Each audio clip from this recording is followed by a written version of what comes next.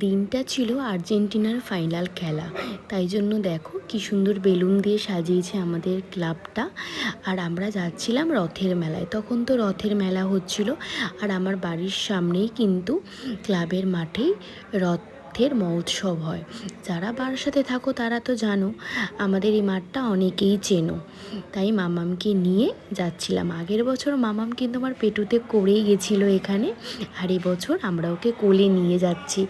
মামামের পাপা যায় না, কিন্তু যেহেতু এবছর মামাম হয়েছে তাই জন্য মামামকে নিয়ে আমরা গিয়েছিলাম রথের মেলায়। কারণ মামামকে আমরা প্রতিদিনই বিকেলে একটু ঘোরাতে নিয়ে বেরোই।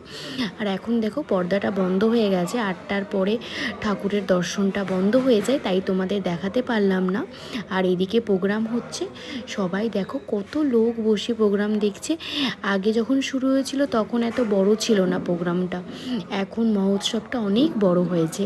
আর এদিকে ছোট করে একটু মেলাও বসেছিল, মামামকে নিয়ে সেই মেলাতে দোকানপাট দেখতে বেরিয়েছিলাম। আর তখন তো প্রচণ্ড গরম ছিল। দেখো আমার চুলে আমি কত বড় একটা বিনুনি করেছি, অনেক দিন বাদে বিনুনি করেছি। এখন তো চুলটা অনেকটা বড় হয়েছে, তাই বিনুনি করলেও বেশ ভালো লাগে। এই যে বাড়ি চলে এসেছি, এই দুটো খেলনা মামামের জন্য আমি কিনেছিলাম। কেমন হয়েছে অবশ্যই জানিও, আর ব্লগ ভালো লাগলে লাইক কমেন্ট শেয়ার করো। চলো আজ তবে আসি, টাটা, বাই বাই।